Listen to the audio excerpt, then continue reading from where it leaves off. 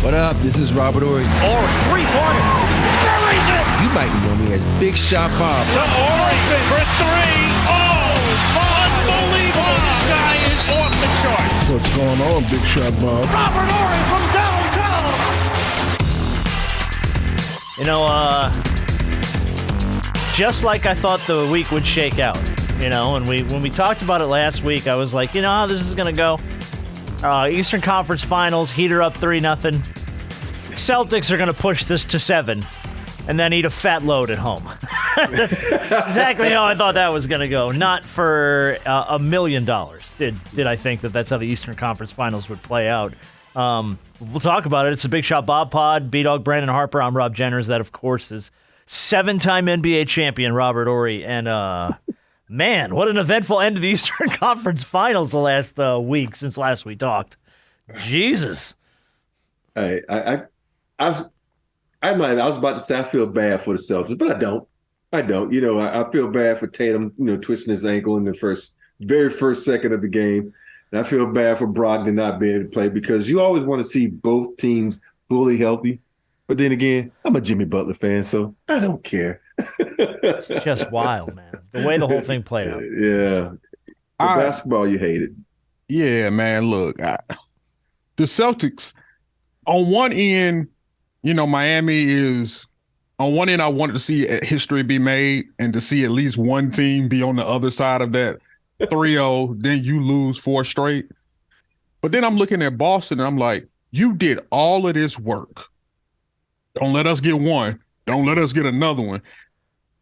At the last second in Game 6 on a buzzer beater to force Game 7 in your building just to go and piss the bed like you did. Oh, man. On your floor. I mean, they lost by 19, I think, last night. Was it 18 or 19 points? Almost 20 points.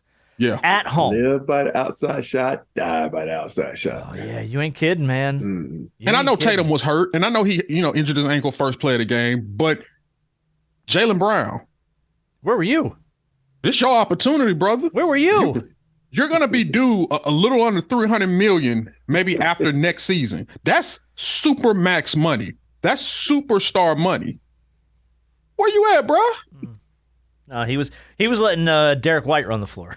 he said, "D-White got this, man. Let him go. Let him go." He was the only one really who was like, it was like the Caleb Martin Derek White game last night. I was like, what the hell is going on with this? I wouldn't have seen this one coming for nothing. Hey, man, it was some shots Caleb was taking like, no. he when you hot, go ahead. He had that one heat check. I said, I don't even mind, man. Yeah. But it's amazing to me how, when you watch this game, how it's almost like Brown wasn't even into it. He was just like sitting back. He took a lot of bad threes, which is, he had 8, 9 turnovers. I'm like, where was your mindset? Was the pressure too big? Was the lights too bright?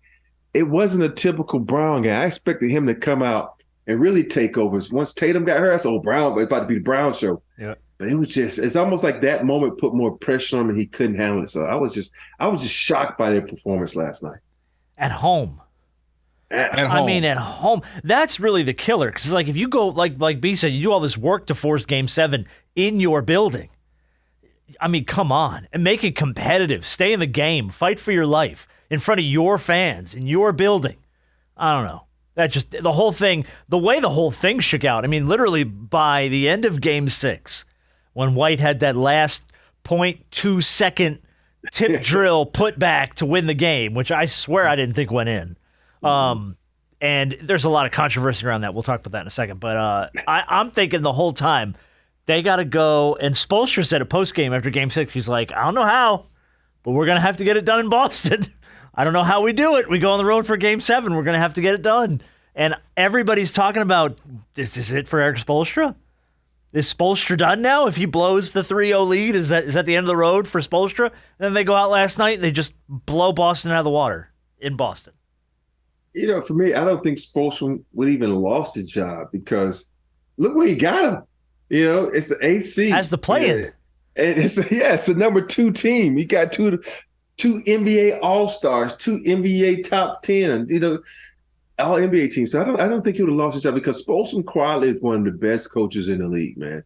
I know he's on a Hall of Fame or one of the greatest coaches, that list, whatever it is. But think about this group he had. Every team you look at now has a lottery pick. Does Miami have a lottery pick on it outside of Kevin Love, who didn't even play? Think about it. They have They got a lot of undrafted guys. They got no lives for a coach to take this team to the Eastern Conference Finals. If they'd have fired him, boy, I know about 5 coaches in the league been fired. They would have hired his ass just like that. In a heartbeat. He's one of the best coaches in the game, and he's shown it. But, I mean, Eric, to his credit, had to kind of lift himself out of anybody can win a championship when you got Chris Bosh and Dwayne Wade, LeBron James. You know what I mean? Come on. Show me something worthwhile. So Eric's had to kind of work to shake himself of that stigma. Like the guy that anybody can coach those guys and win a couple titles. Boston. But they say that about him, but they don't say that about Phil Jackson. Ain't that weird? That's true. It is true. Yeah. What were we saying, B? No, I was just saying that, like Boston, you talk about, losing your first 2 games at home. I know people say, well, Boston's a better quote unquote road team than a home team, but you can't lose your 2. You have the home court advantage. You can't lose both of those games at home. Maybe one. But the fact that you lost both of those games on your floor, set you up. That was your demise right there. So now you're having to claw back and fight back. And as far as I'm concerned, I'm not sorry. I don't feel sorry for Boston because you had the opportunity. You put yourself in a hole. You fought back to then not just lose, but to lose the way that you did. I can't get over the fact that you lost the way that you did. Yeah. And I kept expecting it to swing back. I kept, the Heat would be up 8 or 9, and I'm like, this is a gap that they could close in, 3-4 minutes. And I got a little news. It just never happened. What's your news? Just a little news from the Warriors camp. Bob Myers, their GM, is stepping down.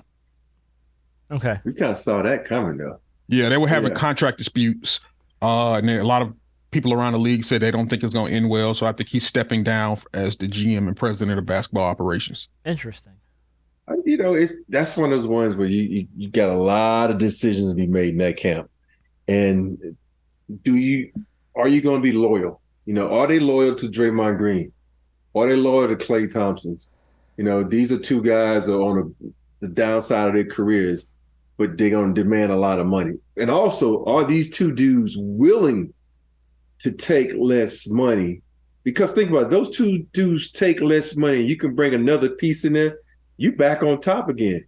But will your selfishness okay, I got to get my bag because I'm on the downside, Are you going to have a Dirk Nowitzki? That's not selfish, though. That's not selfish to get your bag on the way. Well, I don't mean in that sense, but it's still kind of selfish in the sense that do you want to win or do you want to get paid when you're already making, do you want to take $5 million less to win? They won. They got 4 rings. Upcoming. Upcoming. I don't know. I think if you're on the downside of your career and you can catch a bag, you do it. Mm-hmm. Right? You have to, because is there another one coming? Probably not. If you're going to cash in one more time, you're probably going to do it now. Yeah. So gotcha.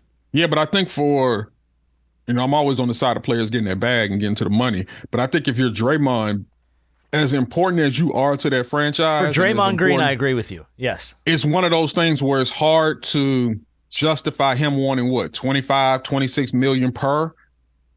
And I know he means so much to that franchise, but not at that number where you are right now. Maybe if you were 5 or 6 years younger, yes. Mm-hmm. But right now, nah. Not at that number. I also have a hard time seeing another team pony up that kind of money for Draymond. Mm-hmm. And that's not a knock on Draymond. But if a team's going to pay him, it's probably going to be Golden State because of what he's done for them over the last, 10 years plus years he's played there. 4 titles, all the accomplishments, he's beloved in the city. That team would pay him. It's hard for me to see him catching a huge paycheck in free agency from another team. Here's the funny part, but there are teams and organizations and management that thinks, okay, He's been good for the game. We owe him, and they'll end up paying him. Like, what the hell? He didn't do anything for your franchise. Why are you paying this dude? There's so many times that franchises do like, oh, he's done so much for the game. Let's give him this bag. And like, no. I think Draymond should just go to Detroit, go home, go to Michigan and play. Let me ask you a question, Rob. Yeah. And it hurts me to even ask this question, but it's coming from a place of objectivity. Oh, boy. So I want you to be objective as well. Oh, boy. Mm-hmm. You talk about giving a bag to somebody because you owe them because he's done so much for the franchise. Do you remember Kobe's last few years when he got like the 2-year, $48 million? And that was a thank you type of contract for everything that you've done. Do you think Kobe deserved that contract at that time? That's one of those ones where you have to look at what he's done for that franchise. And I know we were just talking about that. He was there, 20 years? Yeah. And it's almost like a Tim Duncan situation. Tim took less money to bring in people, but the organization was still doing stuff for him. And I think with Cole, what he brought to that franchise, yes. And how much, think about it. If you had a chance to go see Draymond Green play or Kobe. Oh, absolutely. You're going to go see Kobe play. Even though they had, the Splash Brothers and everything with them, Kobe still brought in, a ton of people. When he was on the road, he brought in a ton of people. And I think that is a beast over here. There's a different type of beast. But I think about guys like, where you say, and I don't mean this in a bad way. Let's take Chris Paul, for instance, when he went to Houston. Remember all that money Houston gave him? Mm-hmm. I was like, why are you giving this guy all this money and he didn't win you anything? He was good for the team, but I thought they overpaid him to get him because it was just not a right fit for them. He's a great player, Hall of Famer, first ballot, but I didn't think you gave him too much money and that kind of put your franchise, down a different path. And I don't understand why, and that's just one of the scenarios on the top of my head because it's kind of close to home because I was living in Houston at the time. So I look at, guys like that. Does Chris Paul deserve his money? Yes, but do you overpay him to bring him in because of what he's done for a different franchise? That's the part I don't understand. Yeah. I mean, those teams they love paying people for, what they think you can do, even if you're, a little longer in the tooth. Yeah. So they're hoping, if we pay him big money, he's something that we've never had, and we see him doing this for this organization. I'm like, yeah, if he was 7 years younger. Yeah. Well, they bought his name. Yeah. You buy the name, you buy the career. Yeah. Not what he can do for you. Yeah, and it's hard, and it's hard. I know because a lot of these guys, they might have that one great year where they're injury free. They can make everybody around them better, and that's what I think they was betting on with Chris Paul, but. You had James Harden sitting over here. It's like the two ball dominant guys just didn't match for that amount of money. You could have spent that money putting better pieces around James at the time. All right. Interesting. So Golden State's going to have decisions to make, bottom line here, coming down with their GM stepping down now. So now we have our finals matchup back to the Eastern Conference Finals. Now that that's all said and done, you got the Heat and you got the Nuggets. The Heat coming off, arguably, they've got to be spent. I mean, they've got to be completely exhausted. And Bam did not have a great game last night by any stretch. Now he's going to have to rest up for what's game one? Tomorrow night? Thursday night. Thursday. So he's going to get, 48, 72 hours maybe, tops rest, and then get Jokic in the finals in Denver? Oh, so what do you?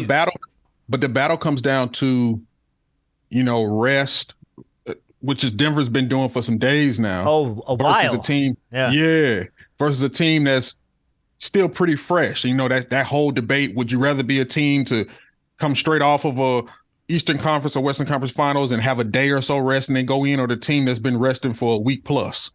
Yeah. Well, I don't know. I think for me. I think Miami's in the best position to still win game because it's hard to duplicate game action. I remember, think about us. We lost our first game to Philly, and then we just annihilated the next 4 games because we didn't have that rhythm. You have to chip that rust off. And I think the Miami Heat only had, 48 hours before the next game? Yeah. Mm-hmm. So, and Denver's been sitting there, and Denver was in a great rhythm. think about how Jamal Murray was playing, how Jokic making all those crazy shots. But rhythm is the most important thing. And right now, the Miami Heat have a really good rhythm. Martin's playing really good. Even, Duncan Robinson's playing good. He's playing real well. That rhythm is the best thing. Because you can go in Denver and sneak a game. And best game to sneak is game 1. And they're going to get, I think the report is they could possibly get Tyler Hero back for game 3. Yeah. Interesting. They say he's been cleared to play. Mm-hmm. Interesting. Well, we'll see how it shakes out. Will he be in shape, though? Well, yeah. Hey, think about this. You ain't playing your first game back is in Denver and all that altitude. You'll get in shape real fast. Well, game 3, he'll be back home, right? He'll be in Miami for game 3. Yeah, right. He's going to do some conditioning in Denver, which is good for him. Yeah. And you think about it, the fact that Denver's been sitting for a week. Mm-hmm. A week. Not like a few days. It's been a solid week of just waiting and watching that back and forth nonsense. So, but the good thing about that, I remember we had a week one time in Houston. So Rudy T made us go back to where we had training camp at, and we did tour days for 3 days. We like, what the hell?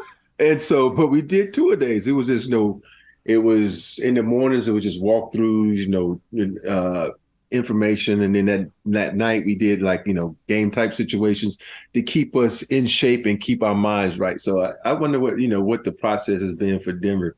But Mike Malone, he's been pretty crafty. Yeah, he has. He's been good. He absolutely has been good. You got any early predictions right now? Who you running? I don't with? give a shit. Oh, Mike Malone doesn't care. Mike Malone doesn't care. What are you looking at? I got Denver in 5, man. I thought the same thing. I just don't think. I'm rooting for Miami. I'm rooting for Jimmy Butler, but I just don't see them. They're too small, man. And if you really think about it, this Denver team is a big ass team, man. I'm like, so I don't see them being able to stop them. Who is Jimmy Butler going to guard? Is he Michael Porter? Yeah, but then who's going to guard Murray? Yeah, I was going to say who's going to get on Jamal Murray then? Yeah. And they can't switch everything like they was doing against the Celtics because the Celtics are a perimeter team. Denver is an interior and perimeter team. They do a little bit of everything. Yeah. What can they do to slow down Jokic, at least? Because you can't stop him. But what can you do to slow his game down if you're Miami? You can only pray. That's it? You can only Prayer? pray. That's all you That's can the do. answer? I think you gotta throw some different sets at him. You've got to throw more zone at him. They played a lot of zone last game, the Heat. So. Yeah, you got to throw a lot of bodies at him. You have to distract him and hope that the different things that you're throwing at him throws him off. Because you're not going to throw off every aspect of his game because he's so multidimensional. He passes well, he rebounds well, and he shoots the ball well for a big man. So you got to hope that you clog the passing lanes. You hope to keep, to try to bump him around a little bit and then challenge him on the boards as well. You got to get a little physical with him. Hopefully the refs will swallow the whistle a bit. But if you can get a little physical with Jokic and see how he responds to that over a long, drawn-out series, then maybe you could, maybe you can rattle him a bit, which then affects everybody else. But that's easier said than done because the Lakers couldn't even do it. No, but I think Jokic is too cool. He's seen everything, so I think it's gonna be a tall task for the Heat, man. Nuggets in 6. Nuggets in 6. Yeah, I was leaning with Rob. I was thinking Denver in 5, but I'm rooting for Miami. Don't get me wrong. I would love to see the Heat win. I really would. I would like to see Jimmy get a title. I would like to see him complete the drill. But I just like you said, Rob. I think Denver's just too damn good. I mean, they're too big. They're too good. They're a multi-dimensional team. You can't really push them to one phase of their game, and if you do, you have to push them to the perimeter, right? Because you're not going to beat them down low, so you got to just try and push them out and hope that their shots don't fall. This is going to really test the strategies of Spoelstra and see what he comes up with. So it'll be a good series. I'm sure he's going to come up with something good, though. Hopefully, we get a good finals. That's all I really care about. Let's just not let this thing be a sweep, or if it is 5 games in Denver and Denver just runs them, Miami steals a game somewhere. I hope it's a good series. We also had the Sixers hired Nick Nurse. I think that was that broke over the weekend. The running gag on the internet is they went from a doc to a nurse. It's been like everybody's number one post. It's a bad joke. What do you think of the hire for the Sixers? I don't know enough about Nick Nurse. I know when he came into Toronto, he helped them win a championship, but did he? Or did Kawhi help him win a championship?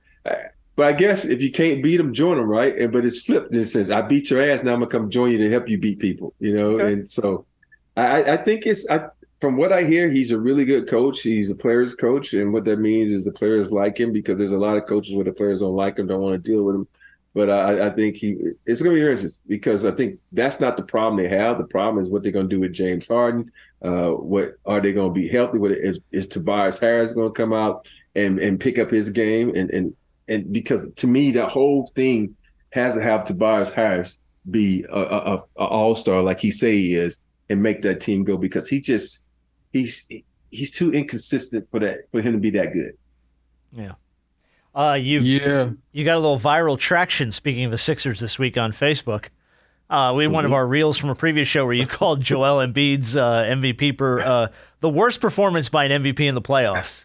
It was. Oh my goodness. We've got closing in on 100,000 views on that thing on Facebook. That has gone everywhere in the last week. So Sixers Nation, surprisingly too, and I violated the cardinal rule, which is don't read the comments. But I rolled through the comments. It's so many people agree with you on that, and I think that if Nick Nurse is going to be successful in Philly, he's going to have to get those types of postseason performances out of Embiid. He's going to have to. And to me, people, if the thing about Sixers fan, they know their sports and they are honest about their sports. And I think they were honest about his performance. It's like he didn't show up, the way an MVP should. It's like he wasn't, my whole thing is that when you that big and nobody can guard you, go be big. Go be dominant in the post, because he can be Shaq-like in the post. He can be Dream-like in the post. But then he starts settling for jumpers. That's what it was like, no, dude, go to your strengths.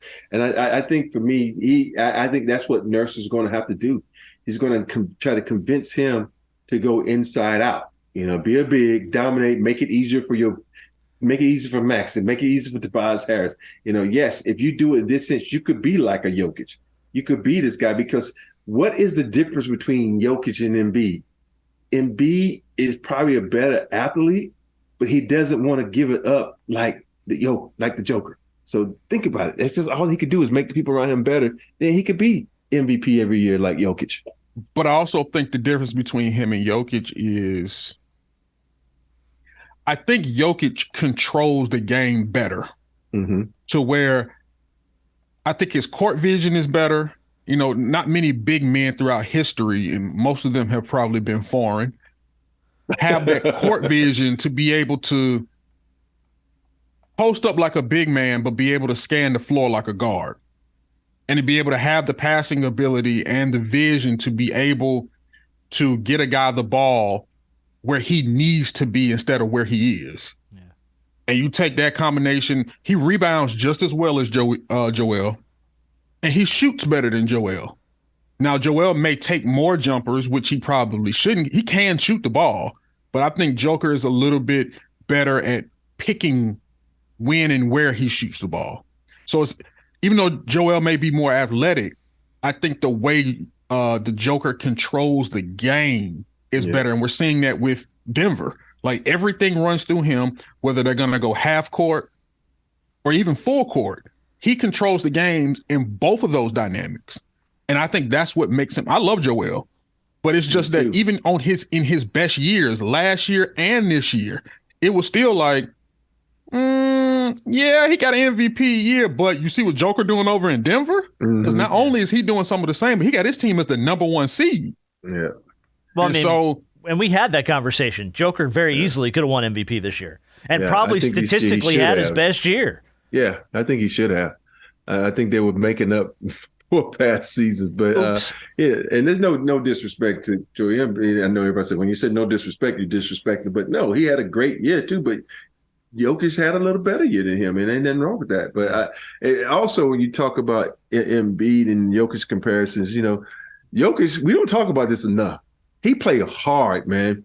He goes in, he throws people around. I didn't really notice this till I went and watched the game live. He is a physical dude.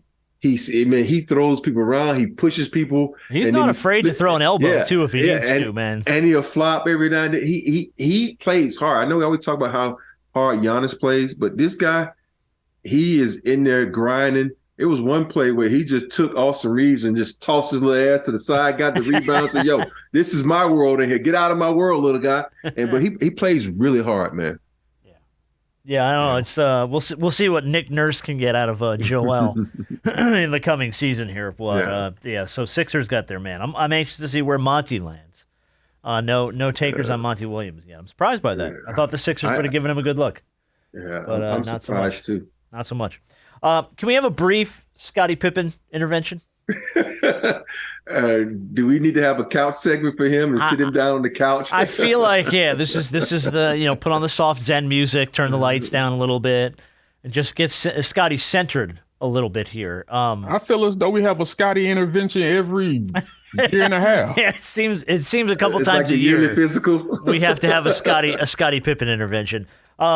He was doing interviews, press this week. I apologize. I don't know what this is from. But I do have the audio of Scottie Pippen talking about, he was asked a simple question: do you think LeBron is one of the best players to ever play? And then this is the response you get from Scottie. LeBron will be the greatest statistical guy to ever play the game of basketball. And there's no comparison to him. None. So, does that make him the greatest player to ever play the game?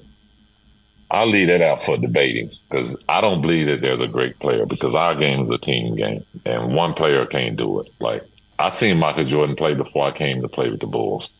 You guys seen him play. He's a horrible player. He was horrible to play with. He was all one-on-one. He's shooting bad shots. And all of a sudden, we become a team and we start winning. Everybody forgot who he was. So, that boy had to be drinking before that, boy. No, he was smoking and drinking. Smoking and drinking. My thing with Scottie's always like, look, if you don't want to go down as Jordan's number 2 for the rest of history, stop talking about Michael Jordan. He brings Jordan up every chance he gets. It's like, stop talking about him, man. Just be like, hey, Mike was great. I'm going to talk about this. You know what I mean? Like, move away. It drives me crazy. Before we get into this, though, I wanted to remind Scottie of what he said at Michael Jordan's Hall of Fame induction. MJ, you have touched so many people's lives, but none like mine. Thank you for being the best teammate. I will always cherish that experience, and I will cherish our relationship forever. Oh, yeah, forever. Very short-lived in Scottie's world. So, hey, you know what I think about Scottie spending and then wearing the Jordan patch today? It's like all I can think about is when him sitting on the sideline, he has the Jordans on, he does this. That's what I always think about, man. Yep. It's like, I'm like, dude, you know, every great player has someone that's the Robin to their Batman, and you were the Robin. You was a hell of a Robin, man. But you're tainting who you are as a person and as a player by saying these things about, you know, Michael Jordan. You know, this was your teammate. That'd be me sitting there, you know, bad mouthing Shaq. You know, yeah, Shaq ass couldn't shoot no free throws. He was a horrible player. You know, nobody on the team liked him, which in that case is all false. You know, me saying it's about, you know, it's just bad for him to just say no comment. Say LeBron's a great player, Jordan's a great player, move on. Because and he kind of left it there. He goes, LeBron's the best statistical player we've ever seen. Does that make him the greatest of all time? I'll leave that up for debate. And he could have just stopped there, but instead he goes, but instead here I'm going to shit on Michael Jordan. But see, here's the issue. We do this.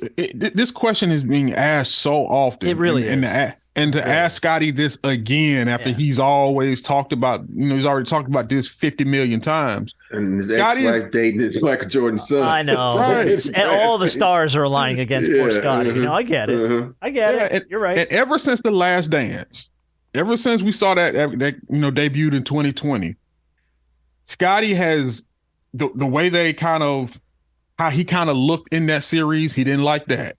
So he spoke about that. I think he wrote a book and things of that nature. So he went on that tour. Scottie has been doing everything he possibly can after playing to try to change people's mindset of what he looked like while he was playing. And it's kind of like, yo, we know you are Mike's number 2. You're in the Hall of Fame, bro. Like, you were a hell of a number 2. It's not like you were a very just good player. You're a Hall of Famer. Like, we know what your contribution. We know that when Mike took one of those years off in 94, I think they won 55 games and got to the Eastern Conference Finals. Either 94 or not. I think that was 94. Yeah, I think it was 94. Yeah. And so, yeah, we know that you're good. But the thing about it is, prior to that year, the 3 years prior to, not only you went to the finals, you won. Yeah. And so the one glaring thing that was missing was MJ. And you didn't win until MJ got back. Right. So you can think whatever you want. You can mess around on MJ's name. That's why I won't hear Mike say nothing. Bro, you got 6 rings, and a big portion of that is because of me. If you wanted to kind of throw a wrench in that, you could have won in 94 without Mike. Yeah. Then we could talk. Yeah. So I guess here's my question, though, from this whole thing. Scottie brings up... Go ahead. He wasn't fucking winning in 94, dude. Stop it. Don't diminish Rob's title. I'm kidding. Don't diminish Rob's Houston Rockets 94 title. You're right. Don't you dare. If he wanted to throw a monkey wrench in this whole thing, right, then you could have you could have put the team on your back and could have at least gotten to the NBA Finals, at least. But my thing is, and this is the question that comes from this. Scottie has a point in the sense that, yeah, of course, this is a team game. You win as a team, you lose as a team. I get that. That's fine. Do the Bulls and Michael Jordan win those 6 titles without Scottie Pippen? No. They don't. Think about it. Everybody forgets that 95, Scottie and Jordan were together, but it was missing key pieces like Horace Grant, Tony Kukoc, Dennis Rodman. It's not just about 2 players, and they couldn't win without each other, so they needed each other. Just like Shaq and Kobe, they couldn't win without until Kobe found a new Shaq, and Shaq found a new Kobe, and they don't win without each other. Some guys are just perfect for one another, and those 2 guys were perfect for one another because they both were hell of defenders. Think about it. It was small forward and dominated back then. Only a few teams had really dominant bigs, and they were able to do so much. But to me, they don't win without each other. They needed each other. The yin and the yang right there for sure. Yeah, just Scottie needs to just stop with the horrible player stuff. That's just what kills me about that. Yeah, he went too far on that. That was to me. You can say Mike was not a good teammate. That's fine. I get that. That's fine. Yes, that was well documented that Mike was tough to play with. There's no knock there. But to call Michael Jordan a horrible player is just untrue. You know what I mean? Yeah. It just comes off ugly. But, since we're handing out reality checks. Anyone want to throw one in the way of Dwight Howard? He living his best life, man. I guess he is. I don't know. I guess Dwight was on with he was on Run It Back with Shams, Michelle Beadle, Chandler Parsons. This is for FanDuel TV. Chandler asked him this question. Right now, are you going prime Jokic or prime Dwight Howard? Oh, prime Dwight Howard all day, every day. I'm dominating every play with a smile on my face. Yeah, I'm here. So prime Jokic or prime Dwight Howard? Now, you're asking Dwight Howard, so of course he's going to say, well, yeah, no, me. I mean, why would you say me? But all honesty here, Dwight. Prime Jokic, prime Dwight, who do you want? Man, let's not forget, Dwight, he was a hell of a fucking player, man. Oh, no, I'm not diminishing how good he was. You're talking about arguably a 2-time league MVP, could have been a 3-time league MVP, has his team clean in the finals. What do you do? Who do you pick, though? It's not like a clear-cut favorite, but I would take Jokic over Dwight. But the only reason is because Jokic makes everyone around him better. Dwight was protecting the paint, dunking on people. That pick and roll with him was phenomenal. But I want someone to give me the ball, so I'm taking Jokic. Yeah, that's a good point. B. There's pause here. There's pause. Well, only reason, because obviously the pause is obviously, both of these guys are great. Yeah. But if we're taking them in their prime, I may lean a little more towards Dwight for the simple fact that, and and this is not knocking Jokic at all from he has more of an ability. He has more components to his game. But if I have a Dwight and he's able to defend the rim like he does, and being able to block the shots and alter the shots and be the defensive player he is, I don't necessarily need that facilitator aspect from my big man. It's great to have. That's why it's only so few of them. But what Dwight was able to do when he was doing his thing in Orlando, Dwight was scary. Dog, like I got point guards. I got other guards that can distribute the ball. I'm good. But the way that you defend the basket, dog, like it's scary. And then he was doing that without even real post moves. He had a few moves, but he wasn't even a dominant post player. And he mechanical as hell, but he could get the job done. He was scary. Mm-hmm. And he was doing this at he's not even 7 feet tall. He like 6. He your height, Rob. He's a little bit taller than me. What are you, 6'9", 6'10"? He's 7 feet tall now because he's a little bit taller than me. Is Dwight 7 feet? Yeah. I think he's leaning in closer to 6'10", if I'm not mistaken. Yeah. I might be wrong. I've been wrong before. God knows. He may be 7 feet with shoes on, but yeah, that's where it counts. Yeah, because I'm 6'10" with shoes on. So okay, but even then, either way, just the way that he was able to dominate the paint, 6'10". Yeah. Yeah, the way he played. Yeah, the way he played defense is just. But that's a hair. That's only by a hair. Here's my only thing on Dwight, and this is probably why I lean Jokic over Dwight. Dwight, while an incredible player in his prime, bought his own hype. Like Dwight was all in on Dwight, and now that's not a character flaw by any means. It doesn't make you a bad player, but there needs to be, I think, from the best players in the game that I've watched, there's a little bit of humility in their game. There's an understanding of I have to be better here, I have to be better there. But Dwight was kind of the guy early in his career that was like, nope, crown me. That's it. When does my title show up? You know what I mean? And it was like, dude, this game is a grind. I mean, you Rob, I don't have to tell you, but this game is a grind. You're not going to get there every year. You're not going to get it done every postseason. And no matter how good you are, you have to understand that your game needs to grow and improve. And I think we've seen Jokic do a lot of that over the last few years. Even though he's winning league MVPs, you're seeing him this year in even a better place than he was 2 years ago when he was MVP. As far as the way, like you said, all the things we talked about earlier in the show, the way he sees the court, the way he distributes the basketball, the way he controls the pace of a game. Dwight was always very like, I'm going to go aggressive, I'm going to play hard, and he was a great player that way. But there were things in Dwight's game that I needed to see grow. I needed to see Dwight get better and different. And Dwight was just like, no, I have my crown. Leave me alone. I'm good. I got my Superman-S. Come at me. You know what I mean? And that always I see where you go. It grinds me down with some of these guys. Like greatness will not always win over hard work. And you got to put in the work sometimes and have a little humility. And I love Dwight. I just never felt like he had that.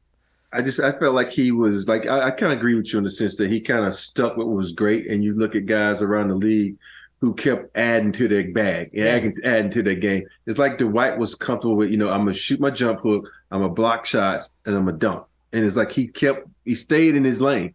And he didn't want to go to 4 lanes. He stayed in 3 lanes. You got to expand your game. And I don't think he expanded like he should have, because if he would have been able to get a, post up, consistent jump shot, make a quick move, spins. I can see where you're going with that. But he still was a fucking hell of a damn defender, great player. What, he won like 3 years in a row, Defensive Player of the Year? Defensive Player of the Year, yeah. Mm-hmm. That's crazy, man. And I do think, he came up in that era where you were still looking at big men as to be traditional, more big men, from that standpoint.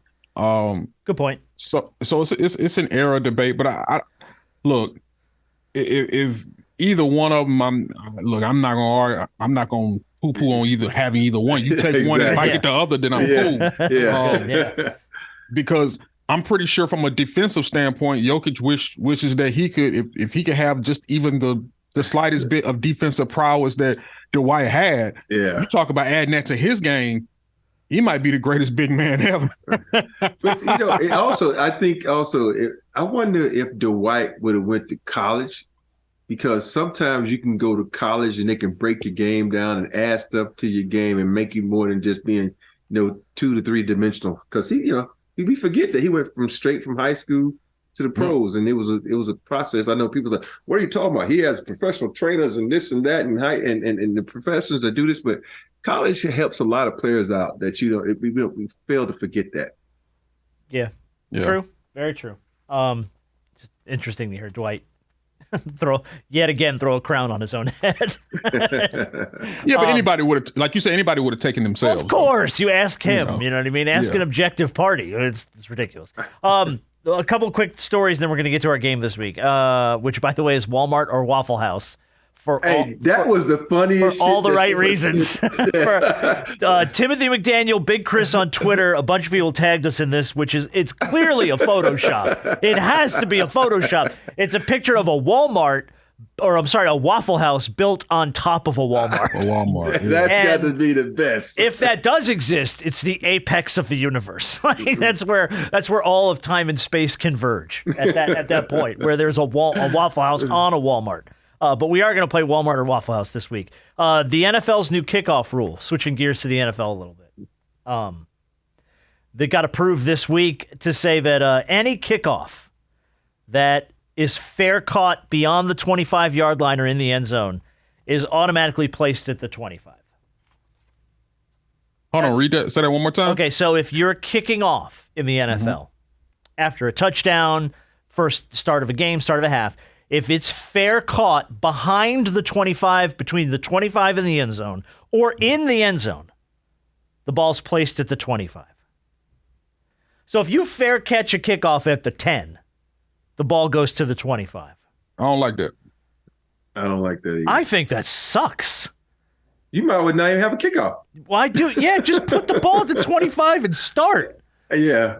What? I mean, what? There's no such thing as a kick return? I guess there is, but you have to risk. Now your risk is, do I take this ball out from the 5?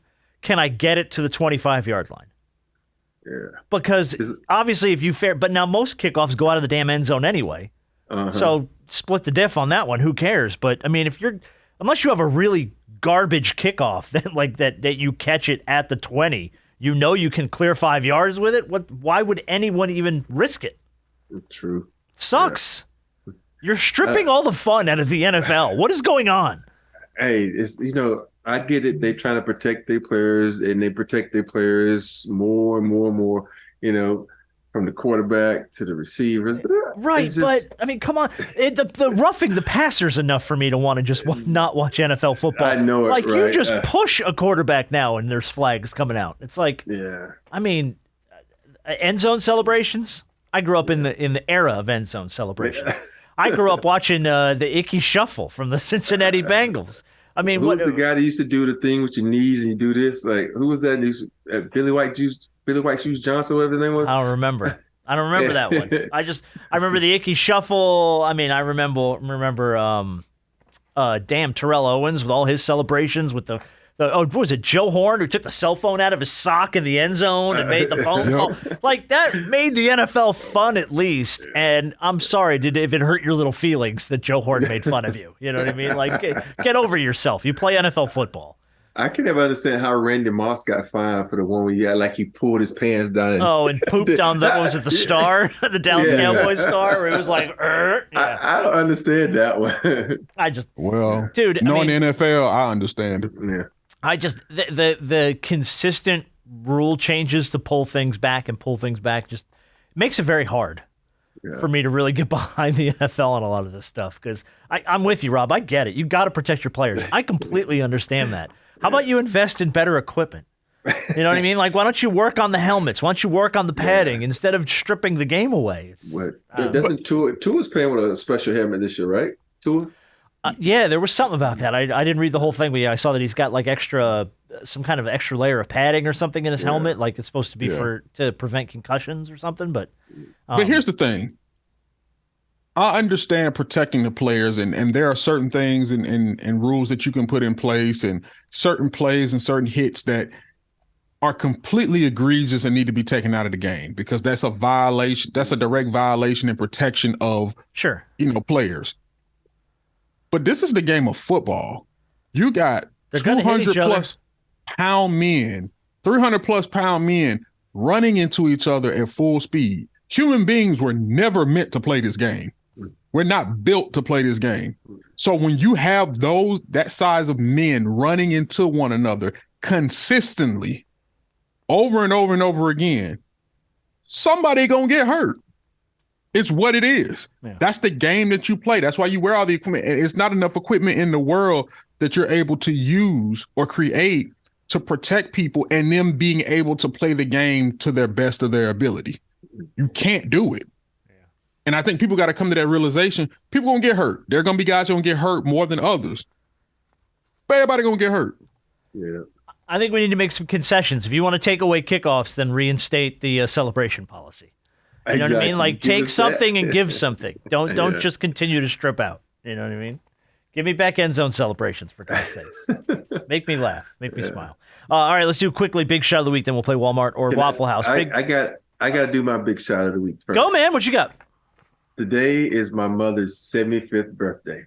Oh, so happy birthday, Mama Horry. Happy birthday, Mama Horry. That's good for her, man. She is, the light of my life. She's done so much stuff for me. She wasn't even though she was a single mom, I had my dad that was right there, but growing up in Alabama, she made sure I was at all my baseball practices, all my basketball practices. She would let me play football, but my mom turned 75 today, so I love you, Mother. Happy birthday, and you're the big shot forever in my life. Good for you, man. Yeah, no, I'm not even going to give out a big shot. That's big shot of the week right there. No, we got to do a big shot. No, it's okay. I got a kid who invited cops to his birthday, but Mama wins. I'm sorry, Mama wins, dude. Mama wins always. So big shot of the week's going to go to Mama Horry. Good for her, dude. How's she doing at 75? She's doing great, man. She has the grandbabies that keep her moving and grooving, and good, man. Her husband Ferris keeps her from not just staying in the house, going out in the yard and doing yard work, and so she's fantastic, man. She's moving and grooving. So I love her, man, for that. So. That's awesome. Well, happy birthday. Keep active. Thanks. Happy birthday. That's awesome, man. Good job. All right, let's get a little bluegrass here and get into the game of the week. Obviously, we talked about it before. I love the picture so much. We've retweeted it, I think, from the Big Shot Bob Twitter account. If you haven't seen it, the picture of the Walmart on top of the Waffle House. If it exists, send me there now. We're going to get into a round of Walmart or Waffle House. The funny part is we should start doing our podcast from there. Oh, my God. Are you kidding me? How do we not have a sponsorship at this location yet? Good Lord. If you're new to this podcast, the game is very simple. I give both Rob and B-Dog a ridiculous story. They just have to tell me, did it happen at a Walmart or did it happen at a Waffle House? And harder than it sounds sometimes.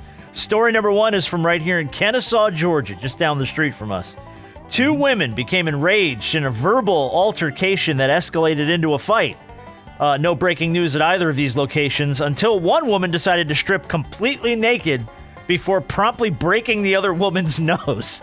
So before she broke her nose, took all her damn clothes off, and then broke the woman's nose. Police suspect drugs or alcohol were involved. You're kidding me.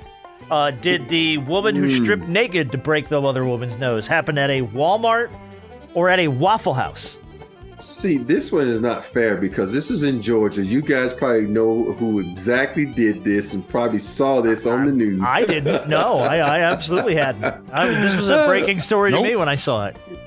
I'm gonna go with this happened at a Walmart. Okay. But it sounds like some Waffle House shit, but I'm going to Walmart. Okay. What do you think, B? I'm going to go Waffle House. All right. We have a divide early in the game. The point goes to B-Dog Brandon Harper, having it at a Waffle House. Yeah. I knew I should have. My rule of thumb tends to be if there's a fist fight, it tends to lean in the direction of Waffle House. I don't get a lot of fist fight stories from Walmart. There are a few. Oh, I do. Usually when there's a drug or alcohol involved fight, it's usually at a Waffle House. I've seen plenty of them in Walmart too. That is a crossover question too. That could be black or white. It could float either way. Yeah, it really could. Really could.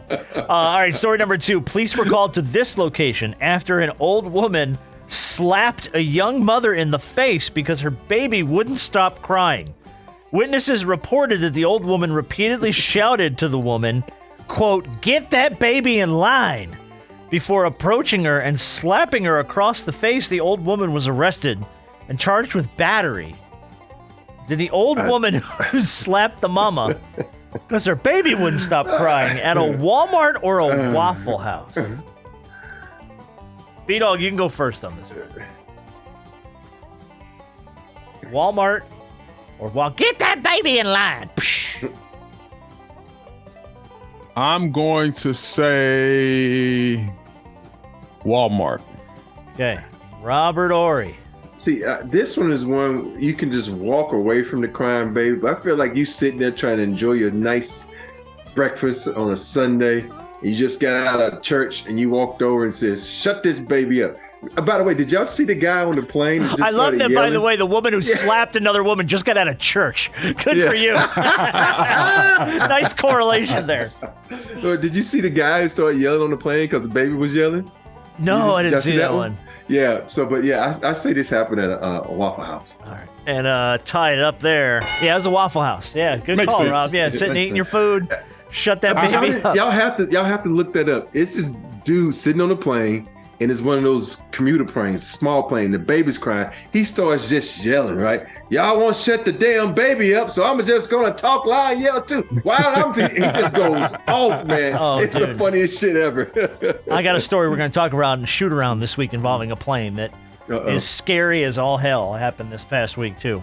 All right, story number 3 as we tie it up here. A woman was taken to the hospital after slipping and falling on some butter that was all over the floor. She demanded retribution. She was threatening to sue this location. The only problem was several customers watched her pull melted butter out of a bag, spread it on the floor, and pretend to fall. So, did the woman who got busted for faking her own fall with butter happen at a Walmart or a Waffle House? Robert Walmart. Horry. Oh, because B jumps in Walmart. I was gonna say Walmart too, even though it's a butter goes with waffles. I just think she was probably in the food section in Walmart and put it down and slipped and fell. I'm going Walmart all the way. I like it. A point goes to. I don't give a shit. No, it does. No, it goes to Walmart. You're both right. Good job. Yeah. Very good. Yeah, happened at a Walmart. Which, by the way, you're bringing your own melted butter to Walmart. You got a problem here. She probably just left the Waffle House. Just give me a whole bunch of extra butter. I'm gonna spread it on the floor next door at the Walmart, downstairs at the Walmart. Exactly. All right. Story number 4. A man was arrested for handing out money in front of this location. Yes, he was arrested for handing out money to customers as they were leaving. Why was he arrested? Well, he had robbed an ATM a few days earlier and was wanted by police. So he matched the description. The cops showed up and arrested him. Did they get this guy outside of a Walmart or outside of a Waffle House? Which, by the way, this guy should not have gone to jail. I mean, I know he stole from an ATM, but he was handing it out to people. It was very Robin Hood behavior. It ain't his money to hand out. I know, it wasn't Robin Hood's money to steal it. We fucking idolized that guy. Write songs and stories. Yeah. Possession's 9/10 of the law, right? Yeah, damn straight. And he took it from an ATM. It wasn't like he stole it from a person. How funny would it be if he took it from an ATM inside of the Walmart and then walked outside and started handing it out? So I'm going with Walmart. Okay, I like it. Yeah, I'm going with Walmart too. It's a little weird for me to see him standing outside of a Waffle House. It's not as many people there to hand that money out, and I can just see people just consistently walking out of Walmart and you handing them money. Okay. Yeah, you're both wrong. Happened outside of a Waffle House. You caught him outside of a Waffle House, handing out money. Anybody that's coming out, here's some money. Buying breakfast for people. Modern day Robin. I wonder how much money did he steal, though? It doesn't even say. It just said he had robbed an ATM a few days earlier, which... How much money can you get out of an ATM? That'd be like, $400 is the most, right? Yeah, I mean, if you rob an ATM, though, I mean, that's like an honest withdrawal. I mean, if you crank that machine open somehow, I'm sure there's a lot more than $400 in that joker. I don't know. I should probably stop advocating for this man who stole from an ATM. Just move on. Police were called to this location in story number 5 to break up a fight between two men that erupted over a game of rock, paper, scissors. It turned into a full-blown fist fight when the two men continued to throw rock over and over again, and then the rocks turned into fists, and the fight broke out. Both men were removed from the location. So did the rock, paper, scissors fist fight break out at a Walmart or a Waffle House? I got this whole scenario made up in my mind, but go B. You go first. Rob's playing it out in his head. By the way, you're going to consistently lose unless you throw a scissors or a paper, man. Like, what do you... It's infuriating. I'd have kicked his ass, too. Debate. I want to say, you said they broke out in a fist fight, right? Yeah, they did. I want to say this is a Waffle House. Okay. See, this is the thing. They were playing rock, scissors, and paper to see who's going to pick up the tab. And so that's how it all started, because they were drunk from hanging out all night, and now they best friends, and they were white. So they were two white guys that were playing. They were white. How come they're white? Because how do you know they were white? Because a brother ain't gonna play rock, paper, scissors. Who's gonna pay for the tab? This is my scenario. This is what I made up in my head. Okay. And then after they got in the car and drove off. But but it's Waffle House and it's white guys. And you already said the only fights happen at Waffle House. You're both right. Happened at a Waffle House. Yeah, good job. Now, I don't know if they were white, but it did happen at a Waffle House. And at least I've known now, too, rock, paper, scissors, a bad way to settle the bill.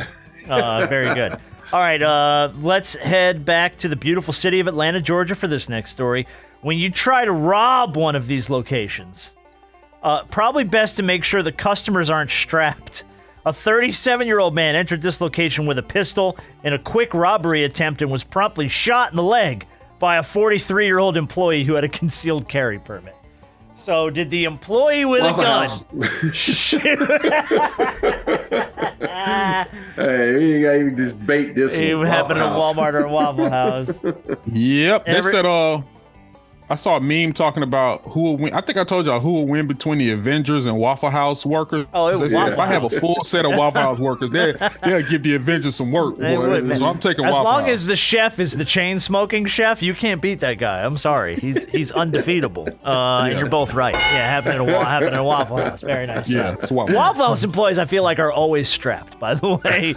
Concealed carry permit or not, I feel like they have a weapon on them somewhere. They don't take no shit, man. They're No, like, they do not. They do not. And I saw somebody post on Twitter a while back that an empty Waffle House parking lot at 2 a.m. is a bomb-ass fighting stage for like a fight game. and they're right. Like I can see Street Fighter happening behind, you know what I mean? Behind a Waffle House at 2 a.m. All right, last story. The fact that you rock like them just... Oh, it's just... Last story. Locking the doors isn't common at either of these locations. But one such location went into lockdown after a naked man was seen loitering in front of the front doors. They locked the doors, and after pounding on them repeatedly and being denied entry, he instead decided to urinate on the doors until police arrived. Police got there just in time to arrest the man. Did the naked man cause a lockdown and then decide to urinate on the front doors of a Walmart or a Waffle House? I gotta go Waffle House because Waffle House have doors. Walmart's got doors? But they have the sliding doors. So he couldn't knock on the door because he walked up, there'd be no doors to knock on. Yeah, there would be. No, when you walk up on the thing automatically opens the doors. So you'll get a chance to knock on the door. They locked the door. Yeah, but they locked those. No, he said he was put on location when he was locked in front of the doors. What I'm saying is he can't do it at a Walmart because when you go in front of the doors, they automatically open up. Right, but are they saying that? But was this location closed or open? No, it was open. It was open. And they do not often close the doors. But they locked this one down. Don't try to fight my logic here now, B. Okay. Hold on. I'm just trying to make sure because you guys got me going in a circle on this question now. I'm like, oh my God, man. I wrote this question and I'm confused. Because he's sitting up here talking about Walmart ain't got doors. I'm like, clearly every time I walk through one. Yeah, you walk through, but when's the last time you opened up a door at a Walmart? No, that's true. See? I'm gonna go Waffle House. All right, so after all of that, everybody went Waffle House, and everybody's freaking wrong. It happened in front of a Walmart. You guys are crazy. Walmart has doors, and they lock them when people are outside they have doors, naked. but they have automated doors. You can still lock an automatic door. But I'm saying, if you walk up in front of the door, it's going to automatically open. If it's not locked. Right. No, but it says, and the thing says, they locked the doors after he was seen naked.